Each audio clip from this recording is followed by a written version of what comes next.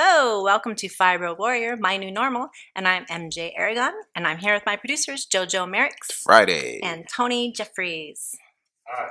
And today I'm going to be reading a poem by RhythminLife called Summer. I thought it was appropriate, being that it's summertime now. And I'm going to read a couple articles that are about an interview with Morgan Freeman. One of them is the interview itself, and one of them is an article talking about the interview and a couple questions that had came up that they discussed. So I wanted to share that with you guys, and also why you probably shouldn't share this meme that's going around with Morgan Freeman on it, because no, I'll explain that in a minute. Anyway, let me read this this beautiful poem. Once again, it's called Summer, and here it goes. When summer comes around, I want to be present in the moment of the sun. I want to pick out my yellow dress for a dance with my darling. I want to dare to dream for days, drawing out pictures in the sand, under the sun. For days I want to gaze at flowers and nothing else. For hours I want to sip on sweet tea, sweetened with honey from my honeybees. In summer, I know then I will see my neighbor. I will hear laughter from children I haven't heard all year. I will share my pie that I've practiced making for months. Summer, this summer, I want to dream beyond my wildest. I want to dance to the tunes of my heart. I want to dance with my darling. Then I will laugh my loudest. I want to be, I want to live, I want to laugh while I can. Susan McMillan, it says on the bottom, so maybe it isn't actually RhythminLife's poem. It looks like maybe she shared it.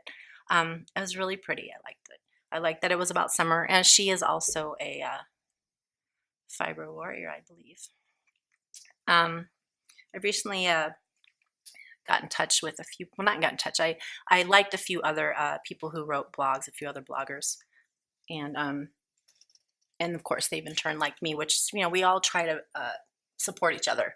Mm-hmm. And that's one thing I love about the people that I meet throughout that deal with fibro and all that. It's because I guess we have such a difficult time connecting with others that don't understand it, that our connection is almost instantaneous when we meet someone else who can understand what we're going through. It's pretty amazing. Mm-hmm. And so each time that when I have a chance, some downtime, I'll go through and look for blogs and people that write about fibromyalgia. And you know, I don't like every single one. I am still particular about who I like, because I want to make sure that they're not just throwing stuff out there. They're actually talking about something kind of important, I guess. Yeah. That I don't want to. I don't have time for stuff that's not important, I guess I'd say. I hate to say it like that, but I just don't, especially now as I have so many things going on. This article is entitled, Should Morgan Freeman Speak Out About Fibromyalgia? And it is by Karen Lee Richards with Pro Health, and this was written on October 23rd, 2013. And I'm going to read this and also some things at the bottom. This is actually, she's talking about another article that was shared by someone else, and she'll explain that in here. Anyway, here it goes. In August 2012, Esquire magazine published a fascinating, insightful article about Morgan Freeman. In the article, author Tom Sharella with Freeman at his home in Mississippi. As he walked around Freeman's property, Sharella notes that he was in pain. In the following excerpt from the article, Freeman reveals the cause of his pain. And here it is. Every so often, he grabs his left shoulder and winces. It hurts when he walks, when he sits still, when he rises from his couch, and when he missteps in a damp meadow. More than hurts, it seems a kind of agony, though he never mentions it. There are times when he cannot help but show his fallout from a car accident 4 years ago, in which the car he was driving flipped and rolled, leaving Freeman and a friend to be pulled out of the car using the jaws of life. Despite surgery to repair the nerve damage, he was stuck in with a useless left hand. It is stiffly gripped with a compression glove most of the time to ensure that blood doesn't pool there. It is a clamp, his pain, an icy shut of a relatively useless limb. He doesn't like to show it, but there are times when he cannot help but lose himself to a world-ending grimace. It's such a large gesture, so outside the general demeanor of the man that it feels as if he's acting. It's fibromyalgia, he says when asked. Up and down the arm, that's where it gets so bad, excruciating. This means Morgan Freeman can't pilot jets the way he used to, a hobby he took up at 65. He can no longer sail as well. There was a time when he would sail by himself to the Caribbean and hide out for 2-3 weeks at a time. It was complete isolation, he says. It was the best way for me to find quiet, how I found time to read. No more. He can't trust himself on one arm. He can't drive, not a stick anyway, not the way he used to, which is to say fast, wide open, dedicated to what the car can do. And he can't ride horses as much, though once he rode every day. He never mentions any of it as a loss, though how could it be anything else? He never hints around about the unfairness of it. There is a point to changes like these. I have to move on to other things, to other conceptions of myself. I play golf, I still work, and I can be pretty happy just walking the land. He has a really vast, in the article they talk about how vast his land and these horses and everything. It sounds really beautiful. Wait, how can he play golf with a clipped wing like that? How can you swing a club when you can't lift one of your arms? I play one-handed, he tells me. I swing with my right arm. How does that work out for you? He's all, see for yourself, he says. I'm playing golf at 3. So he goes and watches him, and he actually swung and did quite a pretty good job. It was like 200 and something feet. So in the rest of this article, it says, to speak out or not to speak out? That is the question. Freeman's revelation that he has fibromyalgia spread like wildfire through the FM community. Finally, here was an A-list celebrity acknowledging he had been diagnosed with FM. A handful of other celebrities have had the courage to speak up about their FM, for which we are extremely grateful. But as yet, none have had the superstar power of Morgan Freeman. Almost immediately, FM patients and advocates began calling on Freeman to speak out on behalf of others with fibromyalgia. It's even been rumored that a large national FM organization has approached him about being their spokesperson. While most in the FM community seem to so strongly support that idea, a few have questioned the wisdom of Freeman being an FM spokesman. For what I have read, those who are hesitant about Freeman's representing the FM community appear to have 3 concerns. Number 1, does he really have fibromyalgia since he only mentioned the pain in his left shoulder and arm? Number 2, he is still very active and therefore would present an inaccurate picture of how debilitating FM can be. Number 3, since most people with FM are women, as a man, he would not be representative of the majority of patients. Let's take a closer look at each of these concerns. Does he really have fibromyalgia? I have to admit, the first time I read the article, I too wondered whether he had been diagnosed correctly. But when I reread it, I noticed that he said, up and down the arm, that's where it gets so bad, excruciating. His statement, that's where it gets so bad. Sounds like he probably has other pain, but it's the pain in his arm that is the worst. For many years, I could have made a similar statement about my left hip. Although I had body-wide pain almost all the time, it was the pain on my hip that was usually the worst. We also have to remember that the purpose of this interview was not to discuss Freeman's fibromyalgia. The author simply noticed Freeman grimacing several times and asked him about it. It's logical that Freeman would only mention the pain he was experiencing at the time, or perhaps he did go into more detail, but when composing the article, Shirella chose to include only what he felt was most important, and I hope I'm pronouncing this man's name correctly. If not, I apologize. So is whether or not Freeman really has fibromyalgia a valid concern? Absolutely. When we're talking about someone being a spokesperson for a disease, it's legitimate to want to be sure they actually had the disease. We just shouldn't jump to any conclusions based on one isolated statement. His activity level, doesn't paint an accurate picture of FM. People with FM fall into a wide range of functioning abilities. Freeman appears to be fairly high functioning since he continues to work and play golf.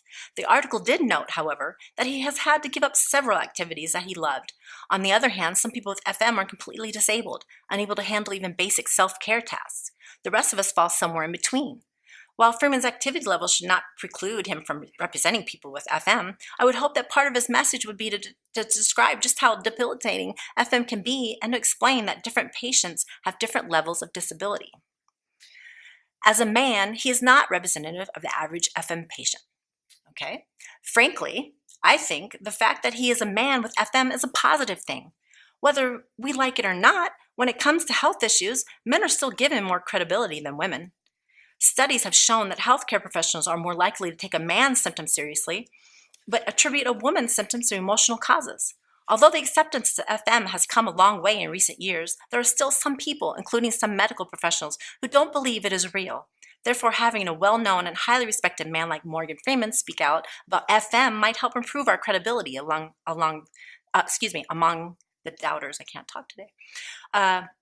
It's a personal matter. Given the repeated urgings to step up and be a spokesperson for fibromyalgia, I sometimes wonder if Freeman wishes he had never mentioned it. He probably never dreamed uttering that one word in the middle of a multi-hour interview would ever garner such attention. In our enthusiasm to have prominent celebrity like Morgan Freeman speak out on our behalf, I think we need to keep in mind how doing so could impact his life. Years ago, celebrities did everything in their power to keep any health problem secret because revealing an illness could ruin their careers.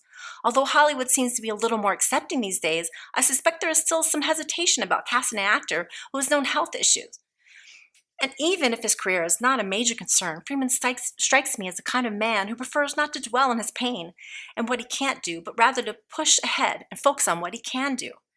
Yes, it would be wonderful if Morgan Freeman could decide to become an advocate for fibromyalgia. The entire FM community would welcome him with open arms. His support could do wonders for increasing awareness and raising money for research, but ultimately it's a personal decision. Each of us has to decide what is best for our lives at any given point in time. While I hope he'll choose to use his celebrity to help others with FM, I respect his decision either way. Now, I think that her bringing up points that people have mentioned and then her giving an explanation of what she thinks, I agree with her 100%. That, yeah, people will have those concerns, and yeah, maybe he doesn't sound like the average person with FM, but that doesn't mean that he doesn't have it, and that doesn't mean that it's not going to get worse at some point. Right. One more article. So, and once again, that article that she was quoting wasn't meant to be about fibromyalgia. It wasn't meant to be about any illness. It was just an interview about him. Right. He was on his home and on his land at his home, this vast land where he has horses that run free and little island that he made, a pond and everything. Like, he's talking about these wonderful things, but he was in pain. And the guy that was interviewing happened to notice the pain. It wasn't like, oh, I have fibromyalgia, let's talk about that. Right. It just was a random casual interview. Yeah. Right. It was just a casual mention of it. And so I'm sure that he didn't know that mentioning that, like she touched on, would garner so much attention. So, now all these people are reaching out to him. I'm not sure how he feels about that, because I don't know him as a person, but I can imagine that after a few people asking, depending on how many, I think I would probably be like, okay, I said no. Right. Stop asking me. How long ago was that, that article? That article was in 2013, but I think the original interview was 2012. I think it was 2012, the original interview. So, right. Yeah, because the what's the movie? The movie that we interviewed the actors. Invisible. Oh, Invisible. Yeah. Remember how they had the Morgan Freeman picture? So yeah. It's been what's 2012, 5 years. Yeah. So it's probably. They were talking about him being in the Batman movie. So which one? The new one? Whatever one he was in around 2012. I remember. I remember. Right. He couldn't really speak on it because it was about to come out or hadn't come out yet. One of those things. So he couldn't really talk about it. So I remember that being an issue. So I want to say 2012 was right. Right. But I wonder if that would affect. Do you think that would affect his career now, even? Maybe I would think maybe a newer actor, but I think he's established now. But I don't know how he feels about it. Maybe he's been in so many things and been around for such a long time. I don't think that would keep him from getting work. No, not at all. I don't think so. And besides the fact that that was an old interview, but from that interview, it seemed like he was getting along pretty well, considering that he was dealing with that. The next article I'm going to read, actually, I think it details a little bit more about what they had to do for him after the accident, if I remember correctly. I read several articles, so please excuse me if I'm quoting the wrong one, but I think that they talk a little bit more about what they had to do.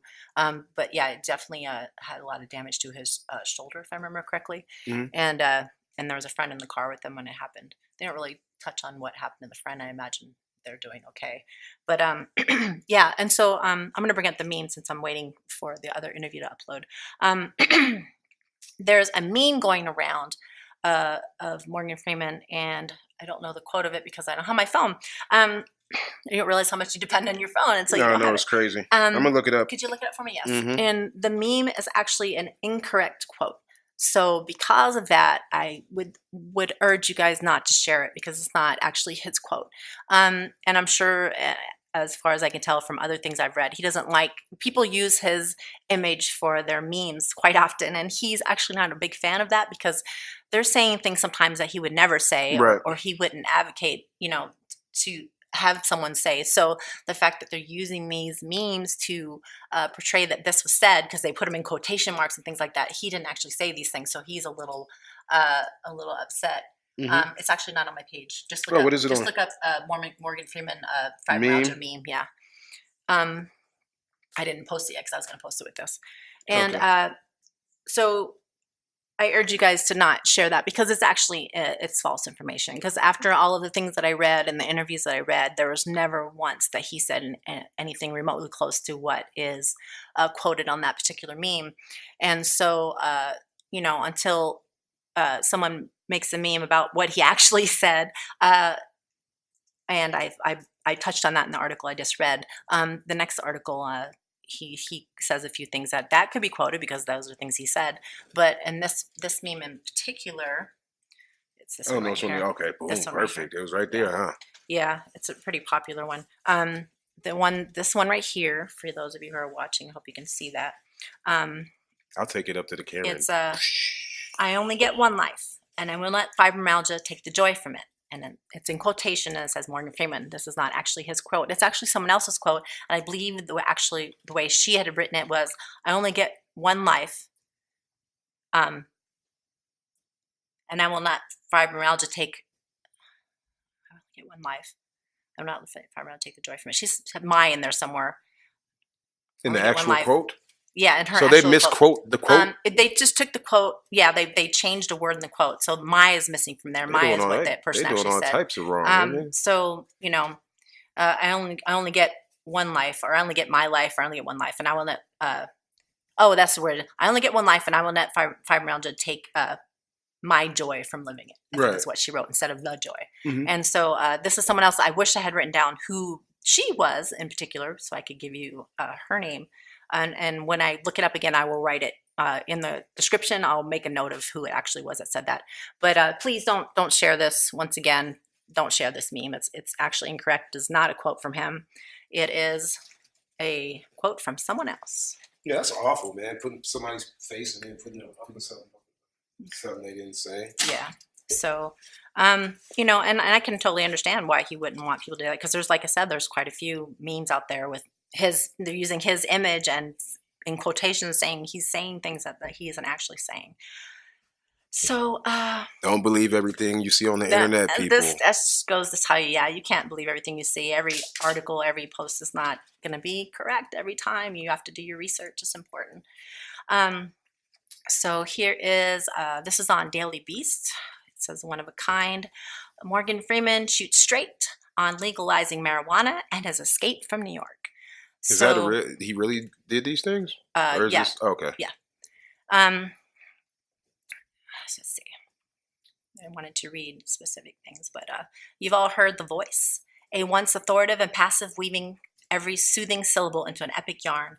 It's guided you through forbidden prisons, alien invasions, and the icy plains of Antarctica. That voice is attached to an equally arresting, freewheeling persona, has the cumulative effect of, to quote his Shawshank Redemption character, making him seem like a man in a park without a care or a worry in the world.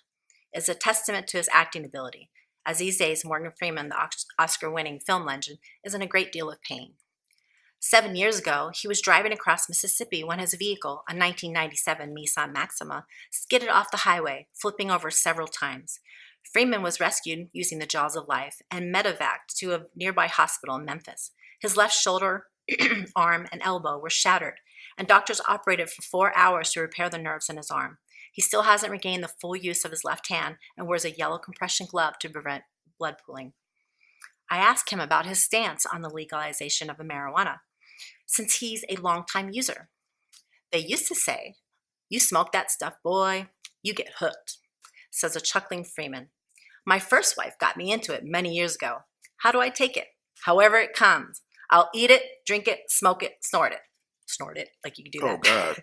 This is Don't do that. I'm sure that's Don't a joke. snort it. This movement is really a long time coming, and it's getting longer legs now. The thrust is understanding that alcohol has no real medicinal use. Maybe if you have one drink, it'll quiet you down, but 2 or 3, you're fucked, as he says. Pardon my friend. I didn't say that loud because not everybody wants to hear that. He pauses and points to the glove aid jutting out from his left suit sleeve.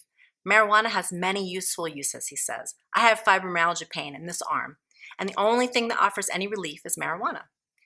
They're talking about kids who have grand mal seizures, and they've discovered that marijuana eases that down to where these children can have a life. That right there to me says legalize it across the board. And what negative effects does it have? Freeman continues. Look at Woodstock 1969. They said we're not going to bother them or say anything about smoking marijuana, and not one problem or fight. Then look at what happened in 99, he says, referring to less marijuana-friendly 30th anniversary event, which resulted in riots and arrests. Despite his injury, the 77-year-old actor remains one of the most prolific film stars in Hollywood, having appeared in no less than 4 movies in 2013 and 2014. This is right after the accident.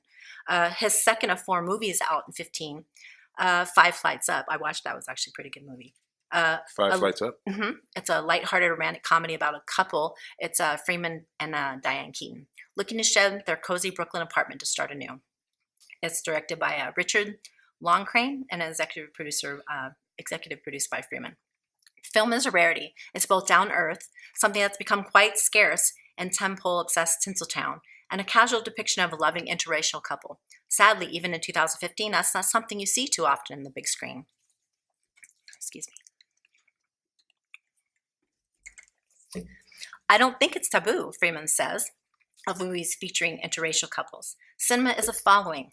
The real world has cinema is following the real world as closely as they can, and sometimes they're out front. I don't think it's taboo. I just think nobody writes it. This wasn't written as an interracial couple in the script at all, but that isn't necessary. The point of open casting is to get the best people for the parts. And it doesn't really get much better than Morgan Freeman and Diane Keaton, 2 celebrated actors who'd never managed to pair up until now, though it wasn't for lack of trying. So they talk a little bit more about that and about, they're working together, and he really, really respects her. Mm-hmm. And he was talking about his time in New York and coming and going and how he felt about all that. And then there's a little bit more, I think, about his... And that's the Daily Beast? Yeah, I believe so. Let's see. Talk about healthcare. He writes here about this. Trump's trade rhetoric, like that of Bernie Sanders, excited the people and communities affected by these policies, but it remains questionable whether his own voters will benefit from his regimen. Certainly the president's tax proposals have been tailored to appeal to his billionaire friends more than the middle class. His health care reforms failed to prioritize those who feel threatened by loss of coverage, however much they gripe about the inanities of Obamacare. Meanwhile, promises that could help middle America, like a massive infrastructure program, appear to be roadkill squashed beneath Trump's staggering ineptitude and his Republican Party's dysfunction. There's no chance he will succeed in convincing voters he's making America great again, let alone in actually doing so, if he cannot address the reasons why companies desert our towns and cities for all the elite functions, leaving so much of America in tatters. Let's see. Talking about how narcissistic he is, and there's a little bit more. I couldn't make notes on here because it's so long. When did that come out, that article? This article came out 15, I think. This month? In 2015? Yeah. The article, it's Marlo Stern. I may not have said that. Marlo Stern, it was out May 6, 2015. He's talking about Trump in 2015 even? Yeah. Man, it's weird how everything he was talking about in the article is still like relevant. Like even the from the marijuana thing to the Trump thing. Yeah, well, he was going out for president. I mean, it wasn't like it was a surprise, Right, yeah. Already talked about it earlier on, so. Yeah, it's weird how early they start that whole running for president thing. Yeah. How long did they start before? When did they? What is it like? To be honest with you, I really stay out of politics. I don't do politics either. They stress me out Yeah, I beyond don't do belief. poly. That's why I don't know. But like, do they start 2 years before they start? What is it called? What's campaigning? That's it. How long do they start? When do they usually start? About 2 years. They usually start about 2 years before. Oh God. It depends on how much press they got behind Right. them. Sometimes they wait. Well, I know there's a little piece in here. I'm having a hard time finding it. He talks a lot about Trump. He's not a fan of Trump. Let's just say that. Right. And as you can tell by that little piece I just wrote, I'm sorry, I'm not going to waste your time looking for that, guys. He he seems to be functioning, like I said, pretty well considering he has fibromyalgia. But just because he's functioning so well, as you all know, there's so many different stages. So who knows where he's at, because he had only recently gotten fibromyalgia. His accident was in 2012, so he's had it, what, 5 years? So he's probably in the very beginning stages. This hasn't affected him in such a manner where it's debilitated him like some of us. And now you have to realize that the people that are that far along, that are debilitated in that way, where they can't work and things like that, they probably had it for quite a while. Now, not necessarily, depending on the severity of what happened to them. It could have been something where every bone in their body broke, and so of course their severity will be much worse than the average person. But in the general population, I think that it takes many years to get to a point where you have to feel debilitated.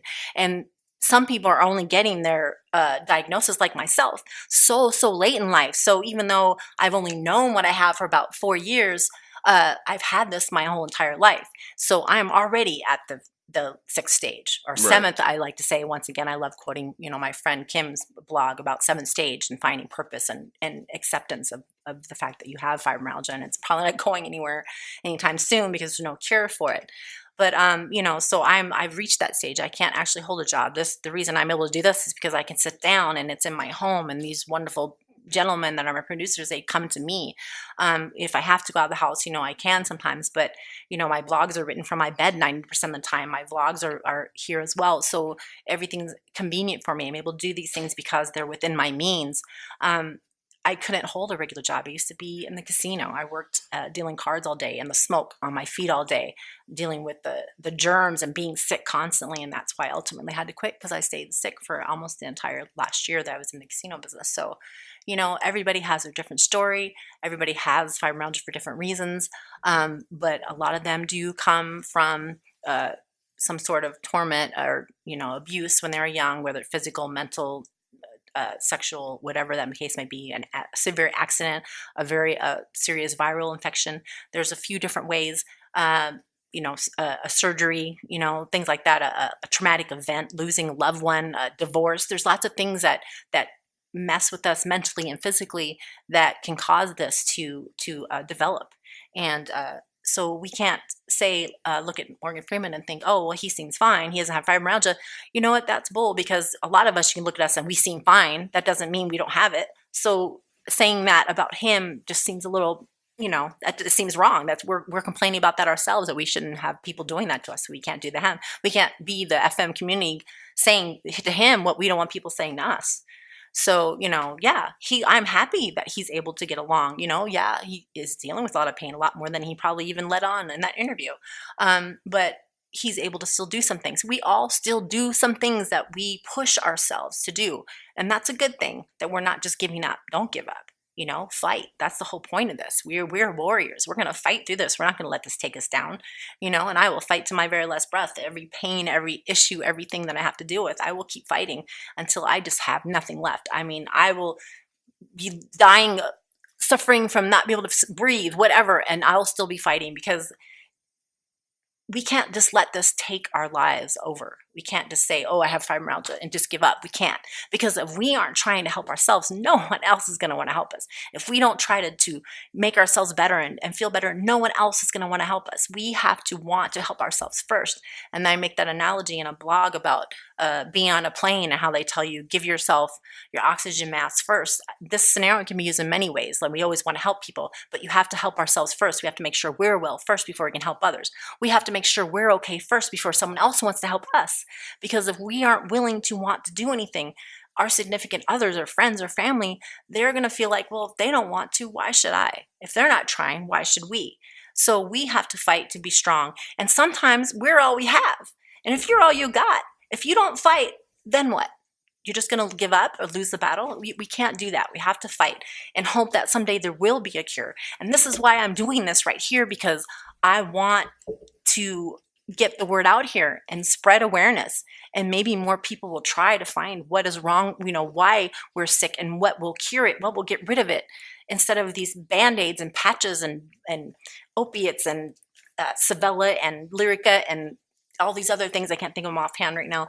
All these things are just kind of helping us and giving us all these other things on top of it. So when we're taking these wonderful medications that are supposed to make us feel better, then we end up with all these side effects. So, for one, I'm hot as heck right now. I'm on fire.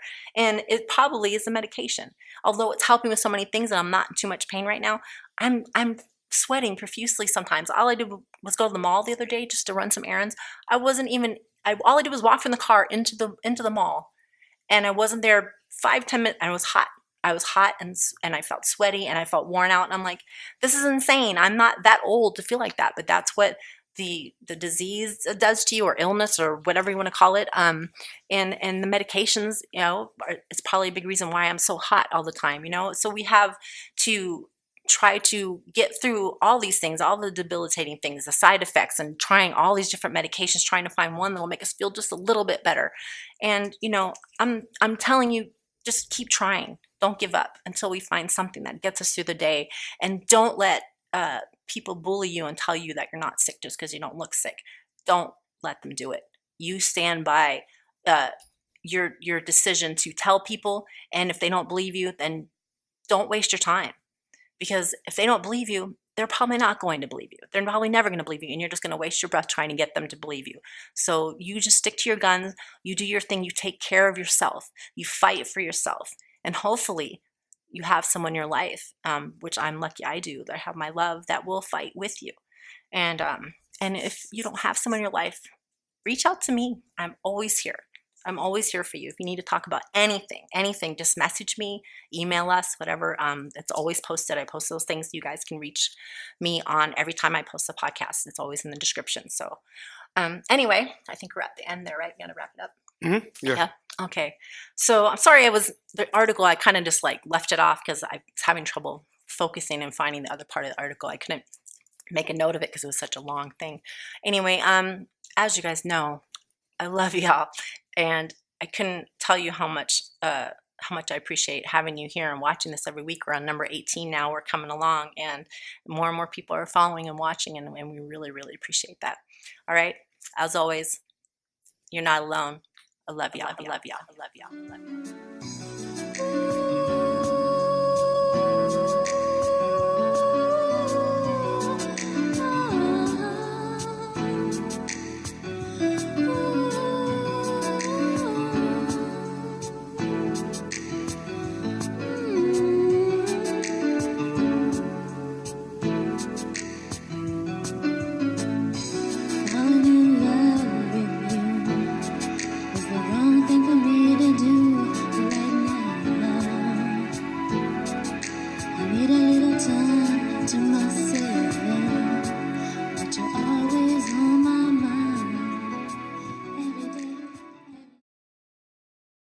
Deduce that it's because our illness is invisible and undetectable. So drug seekers are blatantly using fibro as an excuse to score drugs. Hence why nurses and doctors have to be cautious, but they should never be rude. My heart goes out to any of my fibro sisters or brothers who have been treated in such an unkind, outright rude, or discriminatory fashion. That is not okay. Know that you can speak up, either then or later when you feel up to it, but please voice your feelings, report the subpar treatment they have given you. It is your right. Although I understand the doctors and nurses, their trepidation, treating us with no regard for the suffering we endure and as though every one of us are full of crap is grounds for a stance. If you ever get treated that way at an ER or urgent care, you can count on it that I will stand up for myself, as well as all of my family of warriors, because we deserve to be treated with compassion, respect, and most of all, empathy. You are not alone, and I will stand up for you always.